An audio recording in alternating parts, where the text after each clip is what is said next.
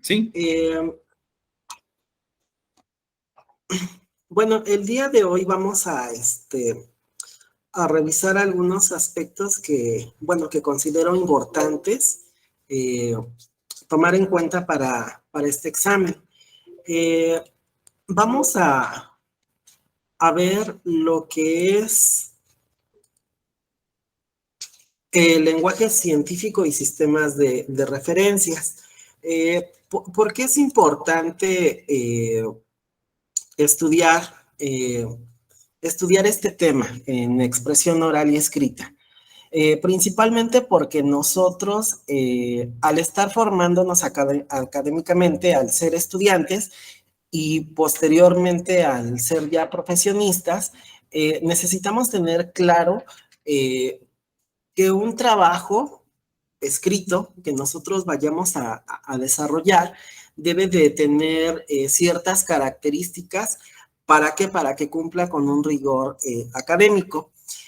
Si bien es cierto que en las clases pasadas vimos la importancia de la expresión oral, la expresión escrita, cómo desarrollar un discurso, etcétera, en esta sesión vamos a ver las características que debe de tener en este caso, un trabajo que nosotros lleguemos a realizar desde un ensayo, que es algo que cotidianamente nos piden a nosotros en nuestras diferentes materias. Cuando nosotros realizamos un ensayo, a veces podemos tener ciertas limitaciones o necesitamos pulir ciertas cosas. ¿Por qué? Hay ocasiones en las que se nos hace fácil buscar en internet. Hoy en día tenemos esta tecnología que nos permite buscar muchos textos sobre un tema en específico, y si en la escuela o ya cuando estemos trabajando, que seamos unos profesionistas, nos piden desarrollar un texto, un artículo referente a un tema en específico, a veces podemos cometer el error de buscar en internet, seleccionamos y vamos copiando y pegando. Y hacemos ahí hacemos un trabajo que va a tener, en este caso, diferentes partes de textos que otros autores escribieron, y eso es conocido como plagio. Nosotros estaríamos plagiándonos un trabajo que desarrolló otro autor u otros autores. Es por ello que es importante que nosotros sepamos estructurar bien un texto, y en segundo lugar, si vamos a utilizar ideas de otros autores, debemos de darles el crédito correspondiente. Sí podemos utilizar fragmentos o partes de otros textos, siempre y cuando nosotros le demos el crédito correspondiente al autor o a los autores que estamos utilizando. De igual forma, cuando nosotros estemos desarrollando un trabajo, debemos de cumplir con un rigor científico. En este caso, a veces aplica más para personas, ¿no?, que están desarrollando una tesis o están escribiendo un artículo o van a publicar un libro, etcétera. Necesitan cumplir principalmente con 3 características para que su investigación que están plasmando por escrito sea válida. En este caso necesita la universalidad, es decir, que lo que investigaron y el producto que les dio esa investigación se aplique de manera universal, o al menos en todo el planeta Tierra. Un ejemplo es, por ejemplo, los físicos, ¿no?, que llegan a descubrir o a establecer ciertas leyes de la física.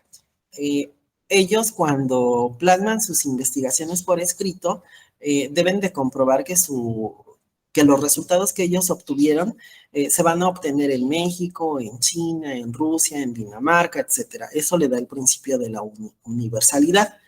De igual forma, se debe de perseguir la objetividad. Es decir, cuando yo desarrollo una investigación, cuando estoy estructurando un trabajo, debo de ser muy objetivo. No debo de dejar que mis prejuicios personales o mis creencias se impongan o influyan dentro de la investigación. Supongamos, yo estoy haciendo una investigación sobre violencia hacia personas de la diversidad sexual y probablemente por mis cuestiones religiosas, mi religión me dice que eso está mal, pero objetivamente y científicamente yo sé que la orientación sexual de una persona no es algo malo, ¿no? Entonces, yo no podría construir una investigación o no podría yo manipular mi investigación para decir que lo que otras personas deciden de cómo vivir su sexualidad es algo malo. ¿Por qué? Porque ahí yo estaría perdiendo objetividad. O, por ejemplo, ¿no? Que yo estuviera haciendo una investigación sobre pobreza en México y que yo quisiera minimizar datos de pobreza. ¿Por qué? Porque a lo mejor yo soy funcionario público y el aceptar que existen muchos pobres en México me haría quedar mal a mí como funcionario público. Yo ya no cumpliría con el rigor, ¿no? Que se necesita. ¿Por qué? Porque a lo mejor yo estaría maquillando cifras, estaría describiendo un contexto que no corresponde a la realidad. Ahí yo perdería la objetividad. Eso es unos ejemplos. Y bueno, también la verificabilidad, que ya lo relacionábamos con la universalidad. Lo que yo estoy investigando y el producto que yo tengo de mi investigación tiene que ser verificado, no solamente por mí, sino por otros investigadores para que cumpla con el rigor científico. Si yo desarrollé una vacuna, debo de permitir que otros verifiquen que esta vacuna efectivamente sirve para la población en general y que no solamente sirve para quien yo digo, ¿no? Eh, Ejemplo, ¿no? Con esta pandemia que tuvimos, se desarrollaron varias vacunas y antes de que estas vacunas se aplicaran a seres humanos, varios científicos tuvieron que verificar que las vacunas cubrieran con todos estos requisitos que la Organización Mundial de la Salud exige. ¿Por qué? Principalmente, pues, para no poner en peligro la vida de seres humanos, para ver que realmente se habían creado estas vacunas para salvar a la población y no para obtener una ganancia económica, etcétera. Pero bueno, es lo que vamos a ver en esta sesión. También vamos a ver el sistema de referencias. Cuando nosotros construimos un ensayo, un artículo, una tesis o incluso somos autores de un libro, vamos a necesitar apoyar nuestras ideas, sustentar nuestras ideas con investigaciones previas que han hecho otros autores. Y para esto es importante que nosotros, cuando utilicemos frases o algún párrafo o algún argumento de algún autor, nosotros debemos de darle el crédito correspondiente. Si nosotros utilizamos un fragmento de una obra, en un trabajo que nosotros desarrollemos y no le damos el crédito correspondiente al autor o a los autores, se nos puede acusar de plagio. En este caso, los sistemas de referencia que vamos a revisar hoy de manera breve es el sistema Chicago, el sistema MLA y el sistema APA, aunque nos vamos a enfocar más en el sistema APA porque es el que se usa principalmente en las diferentes disciplinas, es el que está más aceptado. Y finalmente vamos a ver algunos textos académicos.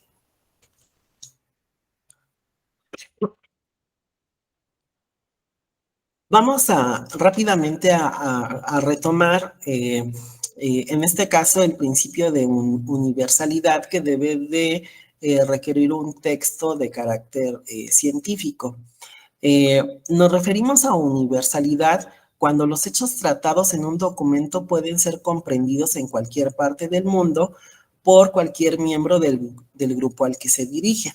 Se recurre a una terminología específica, traducible con facilidad de una lengua a otra. Estos términos científicos, también llamados tecnicismos, suelen ser uniformes, ya que designan una única y precisa realidad. Algunos rasgos que muestran la universalidad de un texto científico son, y aquí a continuación vemos cuáles son estos rasgos. Uso del artículo generalizador que da un carácter universal a algunos términos o conceptos. Redacción en presente científico. Utilización de sustantivos abstractos. Estos designan conceptos que se pueden percibir con lo que pueden percibir con lo que piensas, pero no tienen una existencia real y que confieren un valor mental y universal. Uso de tecnicismos fácilmente traducibles a cualquier lengua. Se utilizan también algunos rasgos no lingüísticos como gráficos, fórmulas, demostraciones matemáticas, símbolos convencionales, etcétera, que además contribuyen a la verificabilidad de los hechos. Y aquí podemos retomar el ejemplo de la pandemia que estamos viviendo. Por ejemplo, se clasificó a esta pandemia como COVID-2019 y es traducible pues a todos los idiomas, ¿no? Si nosotros escuchamos COVID-2019, tiene el mismo significado en México, en China, en Rusia, en España, en Argentina. Y también el término vacuna, ¿no? La vacuna se puede traducir y tiene un significado e incluso una pronunciación igual en todos los idiomas, ¿no? Que existen, salvo algunas, en algunas lenguas, ¿no? Puede que no exista la traducción, pero eso le va dando ese carácter de universalidad. Otro principio que debe de tener es la objetividad. La objetividad se constituye diluyendo la importancia del sujeto, destacando los hechos y los datos y determinando las circunstancias que acompañan a los procesos. Para ello, los escritos científicos suelen utilizar recursos como los siguientes: oraciones enunciativas, presencia casi exclusiva de la función referencial para transmitir información, construcciones impersonales y pasivas, tanto pasivas reflejas como perifrásticas, que ocultan o deshacen desaparecer a la gente. Utilización esporádica de la voz media, redacción en tercera persona del singular y del plural. Preferencia especial por las construcciones nominales sobre las verbales. Esta nominalización de oraciones elimina los morfemas de personas, con lo que se desvanece el interés por el agente y utiliza un sustantivo postverbal abstracto que transforma la acción en un hecho. De igual forma, necesitamos adjetivos específicos, características específicas, generalmente pospuestos, que delimitan y concretan la extensión semántica del sustantivo. De igual forma, requerimos el uso predominante del verbo indicativo como modo de la realidad y oraciones redactadas que comienzan con una construcción de infinitivo, gerundio o participio. Esto es principalmente para que el autor cumpla realmente con estos principios, ¿no? De utilizar una terminología científica donde la objetividad lo lleve a describir realmente el hecho o el suceso que está estudiando y los resultados que ha obtenido a partir de su investigación, principalmente para que tenga un carácter neutro. Yo creo que ese es el término correcto, que tenga un carácter neutro, que una persona de diferente, bueno, que las personas que, aunque sean de diferente nacionalidad, no sientan que se está, en este caso, tomando partido por alguien en específico, sino que el lenguaje sea neutro. Ejemplo de ello son las matemáticas, ¿no? El lenguaje de las matemáticas, que utiliza, en este caso, símbolos y signos que son totalmente neutros, ¿no? 1 más 1 es 2, 2 por 2 son 4. Y esto no va a hacer que alguien se sienta agredido, menoscabado, etcétera. Simplemente es un lenguaje científico, ¿no? Tenemos las fórmulas de la química, de la física, tenemos descripciones que dan, por ejemplo, los biólogos, o incluso, ¿no? científicos de áreas sociales que van desarrollando diferentes conceptos y terminologías que tienen este carácter neutro. Ejemplos: depresión, violencia, homofobia, etcétera, etcétera.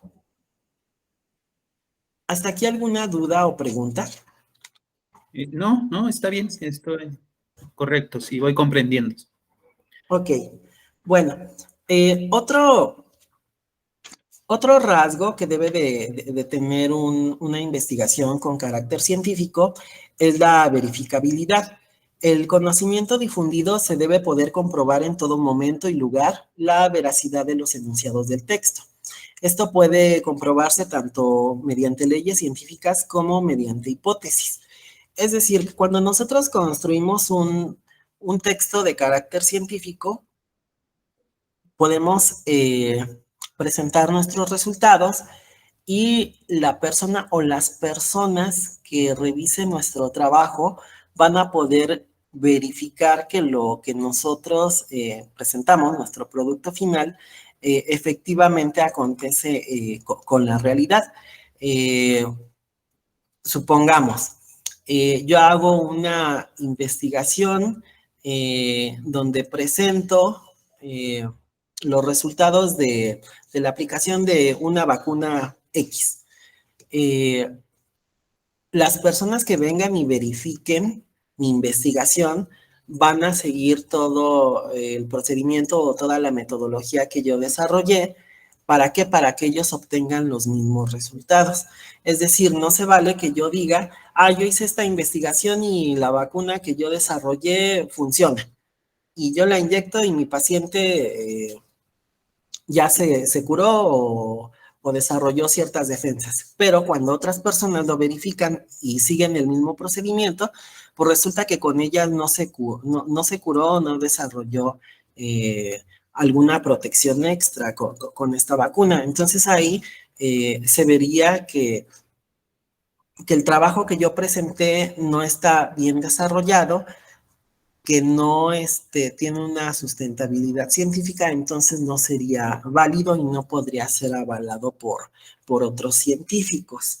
Y bueno, se requiere que para desarrollar estas investigaciones con carácter científico, cada uno de los bueno, en este caso, las personas que están desarrollando la ciencia o las personas que están desarrollando desde un ensayo escolar, una tesis, un artículo para una revista, etcétera, etcétera, tengan ética profesional. Es decir, que no vayan a plagiar el trabajo de otras personas. Y ya con esto podríamos saltar al sistema de referencias. Cuando nosotros desarrollamos un trabajo, ya sea para la escuela, o sea para titularnos, o sea que nosotros escribimos en una revista, en un periódico, en un medio electrónico, etcétera, nosotros debemos de tener la capacidad de ir redactando y articulando ideas originales. Aunque es cierto que muchas cosas no pueden ser originales, pero sí debemos de ser capaces de ir desarrollando un discurso reflexivo propio. No se vale que yo vaya, retome trabajos de otras personas e incluso hay quienes copian como tal las ideas que desarrollaron otras personas, las utilizan y las hacen pasar como propias.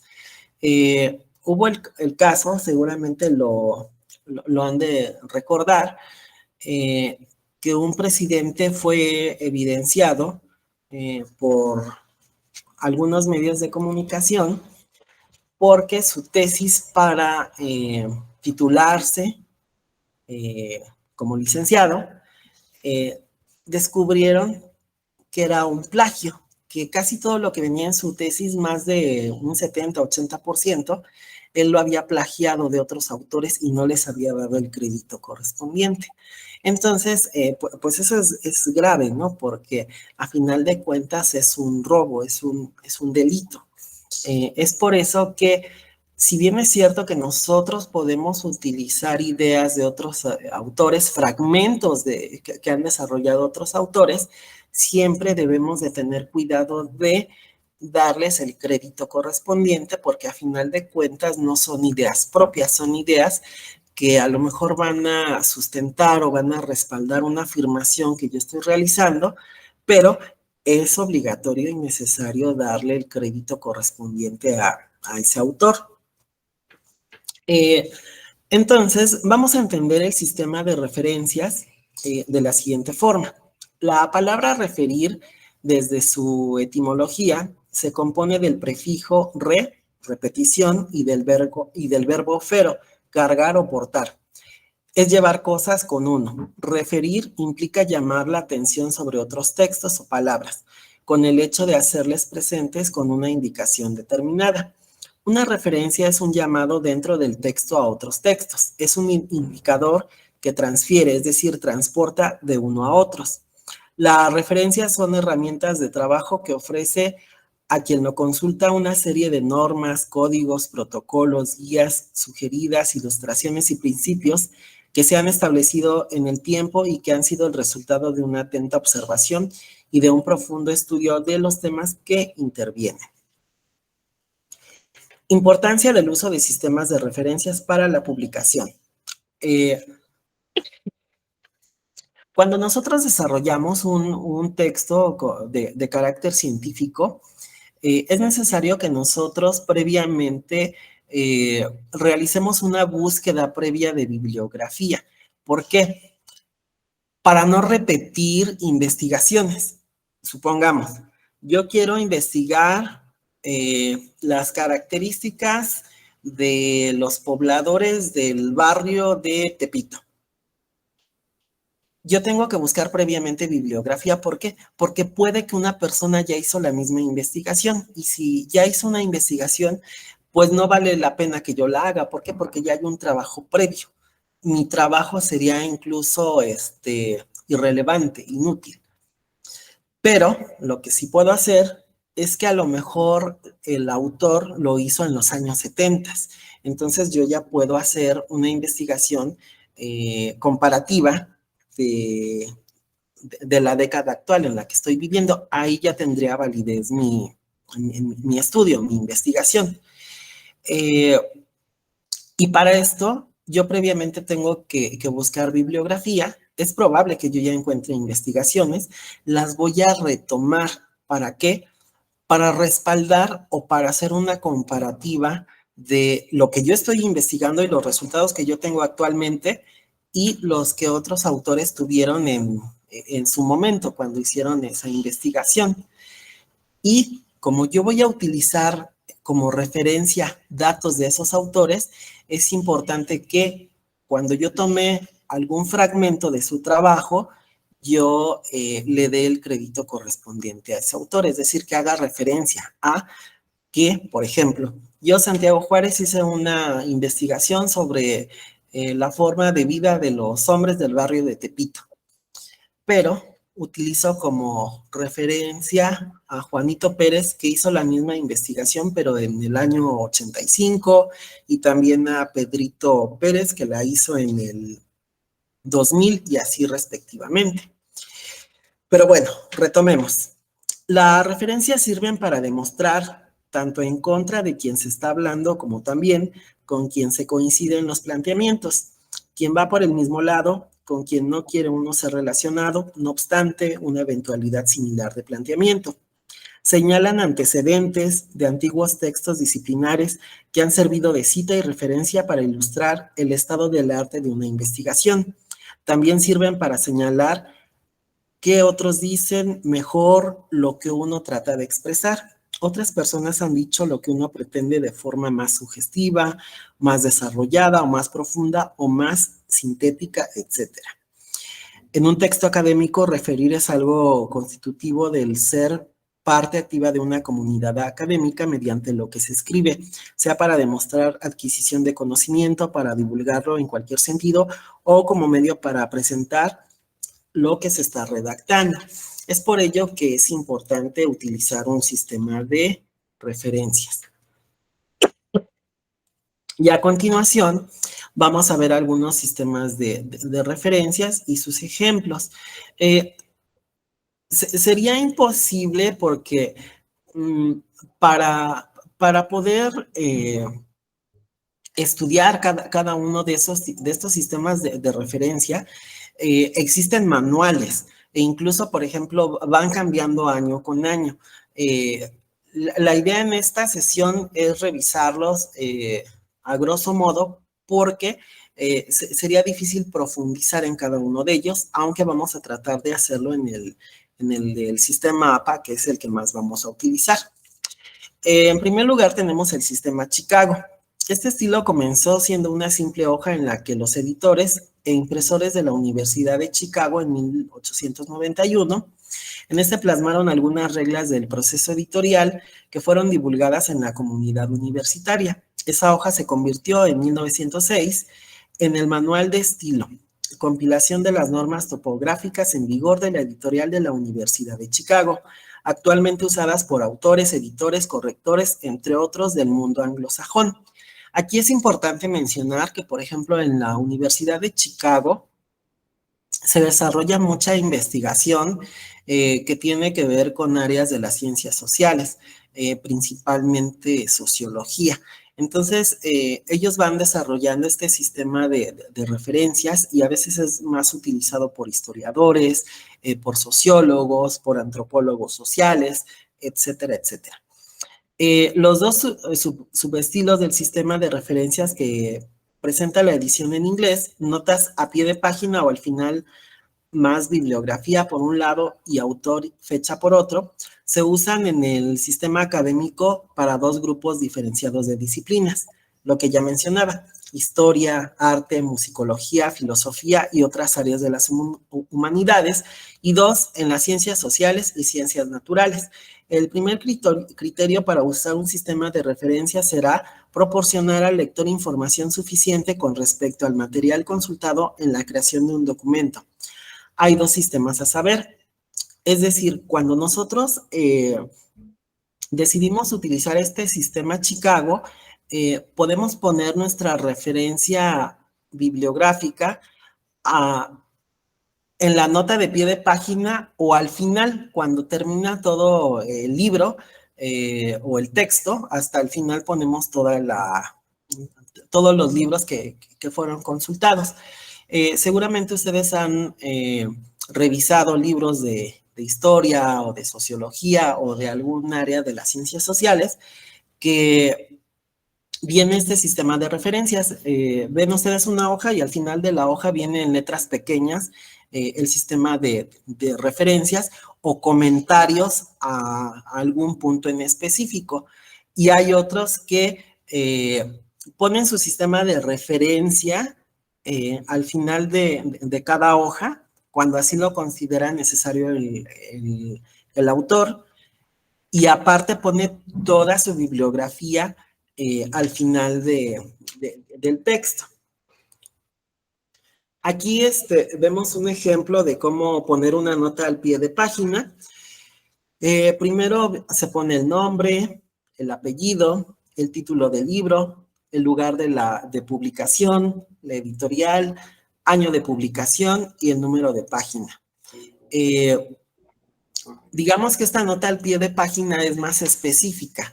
Si yo, por ejemplo, voy a citar, no sé, a Foucault, a Michel Foucault, su libro, Los Anormales, yo voy a utilizar una parte de su obra y en la nota de pie de página pongo específicamente de qué libro tomé esa referencia y en qué página, para que si yo como lector quiero buscar ese libro y buscar esa hoja en específico, lo pueda hacer de manera más rápida, para que no me cueste tanto trabajo. Y también está la bibliografía o las referencias que viene al final del texto. Esto viene ya en la parte final. Se pone el apellido del autor, nombre, el título del libro, lugar de publicación, editorial y año de publicación. Y repito, esto se hace principalmente en libros que tienen que ver con áreas de ciencias sociales, porque debemos de tomar en cuenta que fue en la Universidad de Chicago donde surgió, y ahí se dedican precisamente a todas estas áreas de las ciencias sociales. Incluso está la Escuela de Chicago, que es muy conocida entre los sociólogos.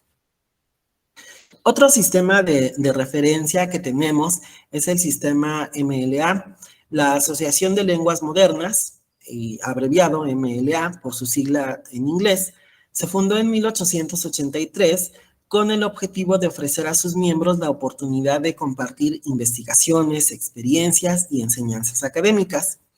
Desde entonces, la MLA ha trabajado para fortalecer el estudio y la enseñanza de la lengua y la literatura, y ha publicado periódicamente manuales de estilo y citación que facilitan y regulan la producción de textos académicos. Los manuales de estilo de la MLA que ha publicado buscan que quienes tengan que presentar un trabajo escrito puedan organizarlo de manera coherente mediante unas convenciones lo más simples posibles.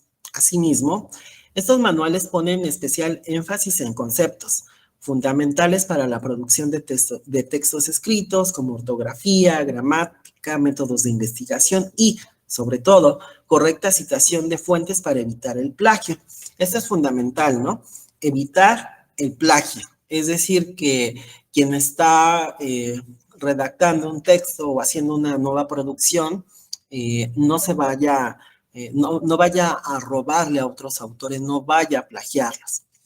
El modelo, la forma de citar, en este caso el modelo autor-página de MLA, sugiere que tras una cita en el texto, directa o indirecta, aparezca entre paréntesis el apellido del autor y, si la cita es directa, la página del documento de donde fue tomada. Después, en la bibliografía o lista de fuentes, deben aparecer los datos completos de cada autor. Autor, título, ciudad, editorial, año, medio de publicación, etcétera. Y bueno, aquí viene un ejemplo de cómo hacer una cita, por ejemplo, de libros. Se pone, cuando es el caso de un autor, el formato básico para citar un libro es el apellido, el nombre del autor, el título del libro, la editorial, el año y el medio de publicación.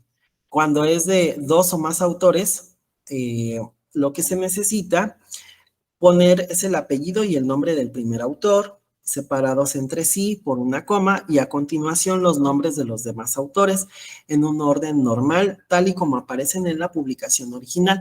Recordemos que va a haber libros que van a ser de un solo autor, pero va a haber libros que van a ser colaborativos, donde los desarrollaron más de un autor.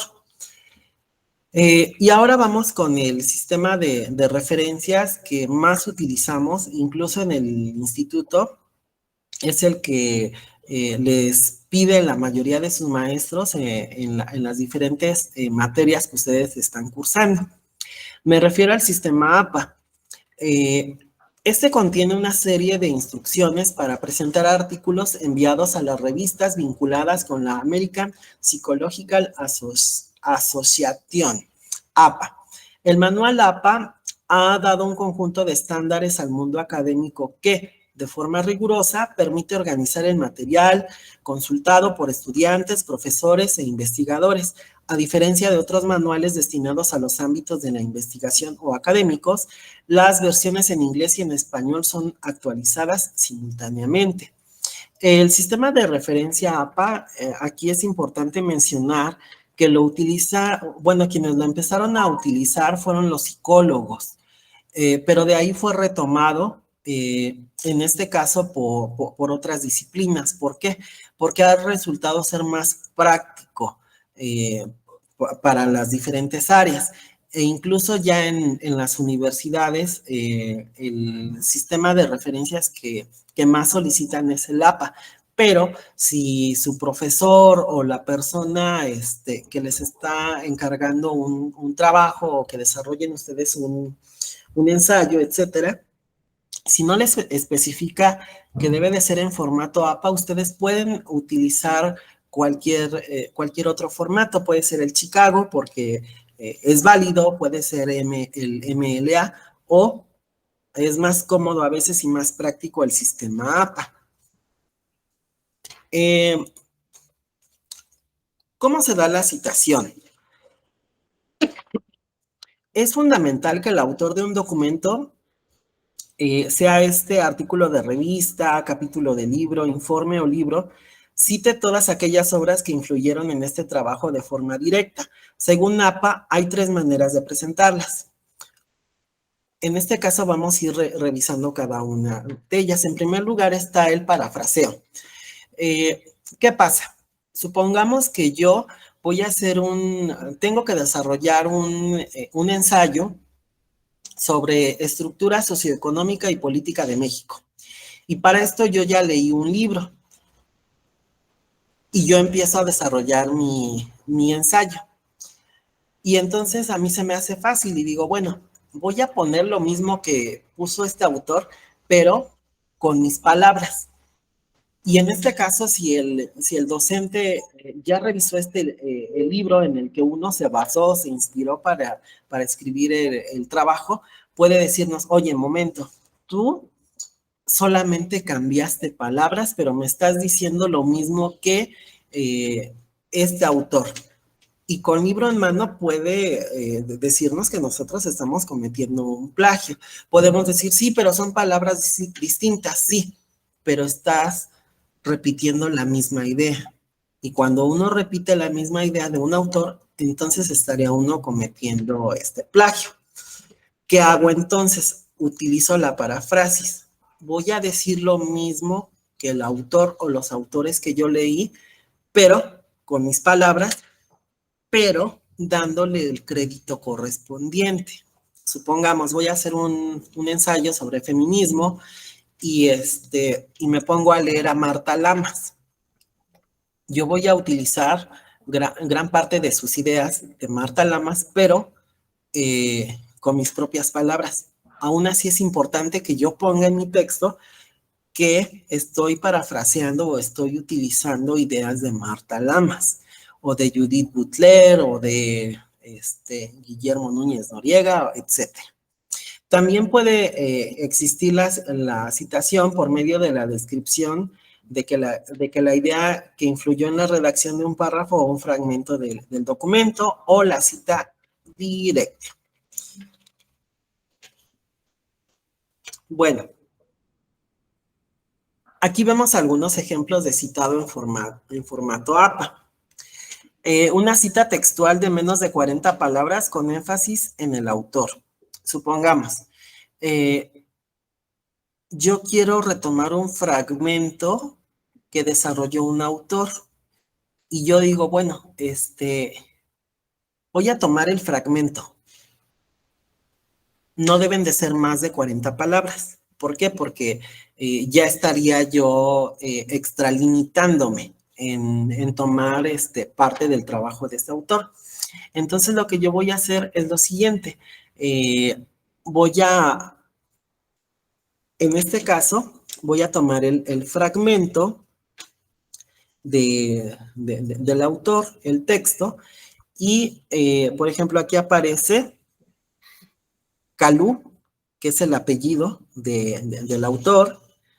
Entre paréntesis viene el año en que escribió esto el autor, y para diferenciar lo que yo escribí y lo que estoy retomando del autor, debo de poner, debo de entrecomillarlo, para que de esta manera quien revise mi texto sepa que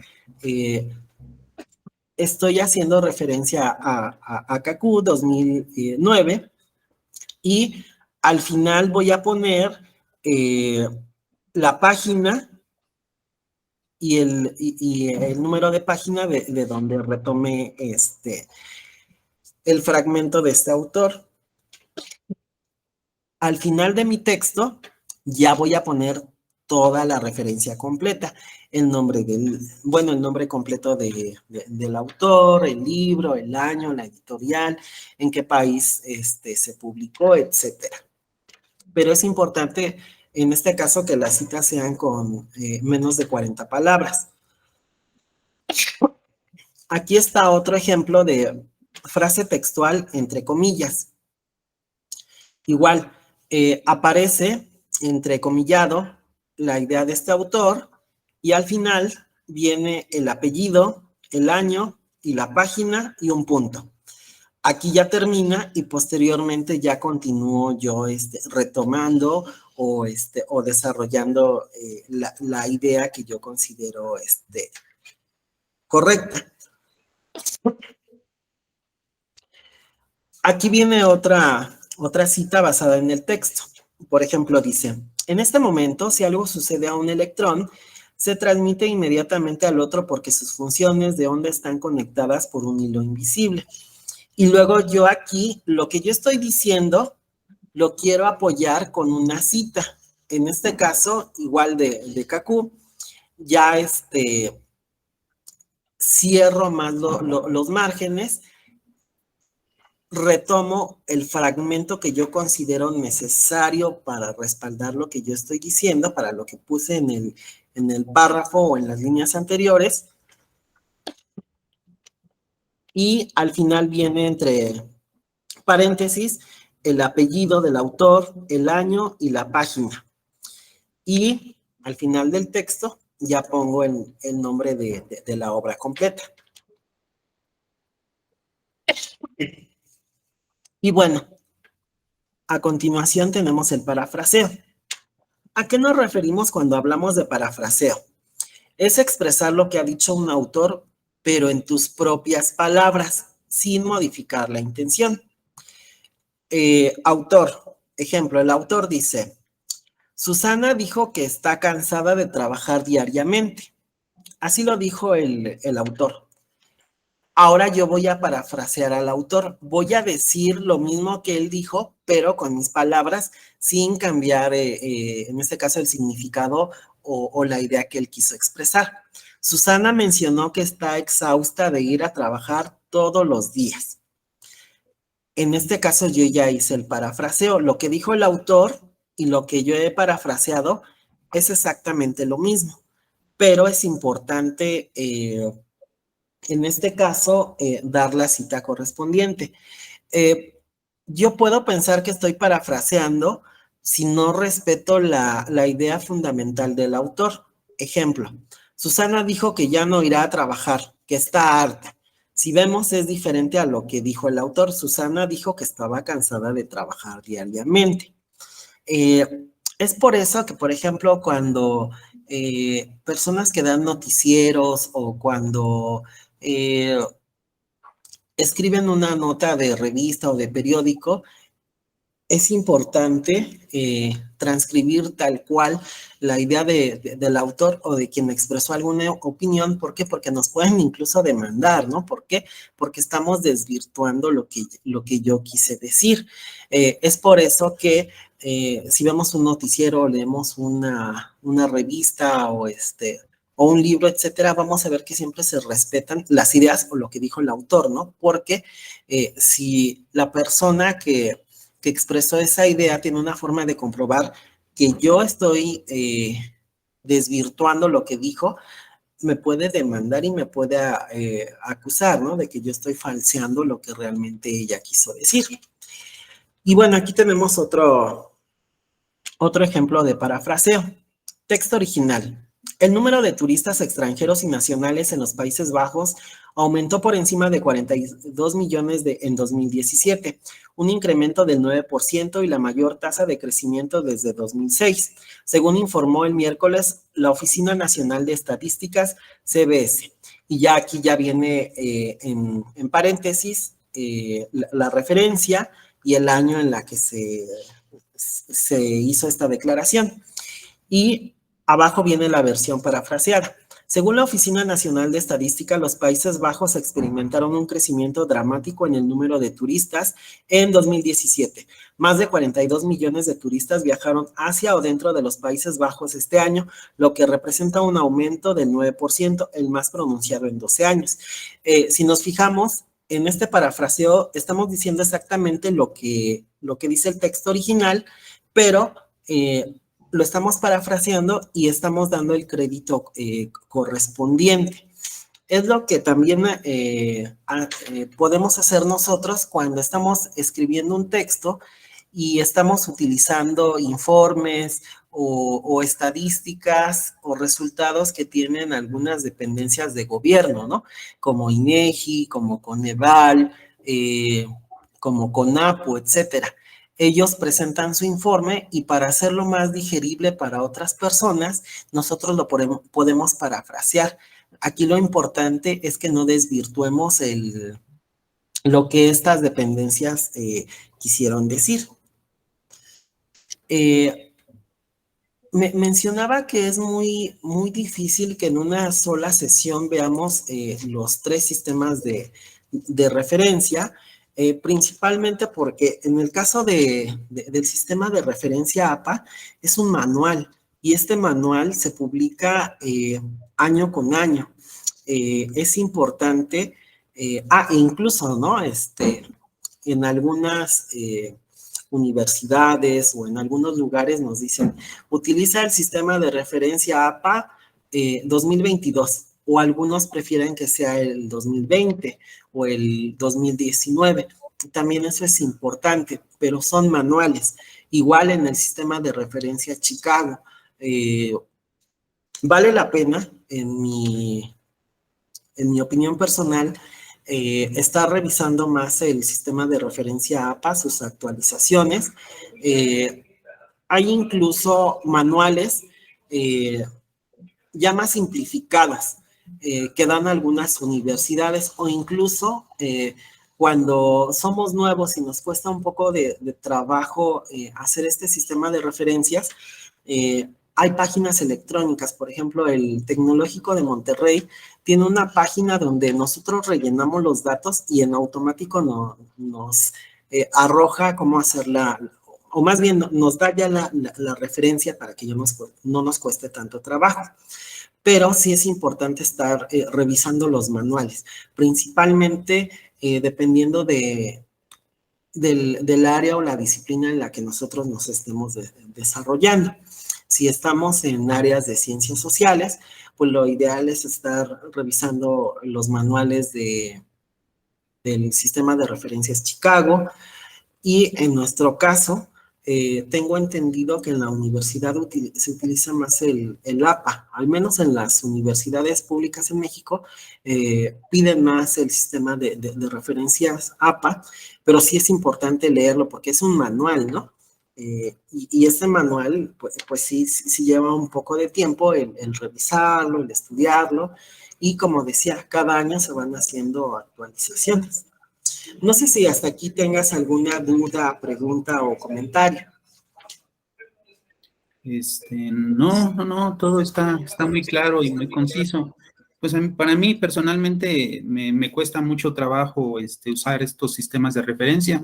Bueno, retomar la cuestión académica ahora que la estoy retomando y adherirme a estas especificaciones que piden en la entrega de trabajos. Sea porque naturalmente uno tiende a hacer un desorden, uno tiende a hacer un relajo, tanto cómo escribe, cómo piensa, cómo habla, como referenciar lo que uno escribe en un trabajo escrito, incluso en una exposición, ¿no? A mí me cuesta mucho trabajo, pero veo que está estandarizado de este modo a través de este manual o de estos manuales, y sí he visto que se van editando año con año y cada uno trae ciertas modificaciones, y bueno, ya existen las plantillas que uno puede meter al ordenador, a la máquina, y ya automáticamente le va dando a uno los títulos 1, título 2, y le va diciendo lo que hay que hacer en cada caso. Entonces, sí, yo veo mucho su importancia porque si algún día aspiramos a hacer algo más allá de una licenciatura, pues ya tenemos un formato de cómo hay que ir entregando las investigaciones o los trabajos y todo esto es muy, muy sano, pues porque le da a uno un formato, le da a uno una forma de cómo hacer las cosas. Sí, a mí, vuelvo a lo mismo, me cuesta trabajo, pero considero que es mucho, muy importante, ¿no? Sí, incluso, aunque cuesta trabajo, con la práctica, ¿no? Entre más va uno practicando, se va volviendo un poquito más simple. Y también, bueno, lo que yo les recomiendo a mis alumnos, sé que por el contexto, ¿no? En el que vivimos muy a prisa, que tenemos un sinfín de actividades, nos cuesta darnos un tiempo para leer, pero en la medida en la que nosotros vamos revisando textos, no sé, mientras vamos en el transporte público, que nos demos 15 o 20 minutos para lecturas, nos va ayudando mucho porque ahí vamos viendo cómo los diferentes autores de los textos que nosotros estamos revisando van haciendo sus citas, sus referencias, vamos aumentando nuestro vocabulario, nuestra dicción y vamos teniendo más vocabulario e ideas para argumentar en nuestros trabajos académicos. Y es importante aprender bien este sistema de referencias porque incluso en los foros, ustedes que están en esta modalidad virtual, en los foros ya se pide que ustedes participen utilizando el sistema de referencias APA.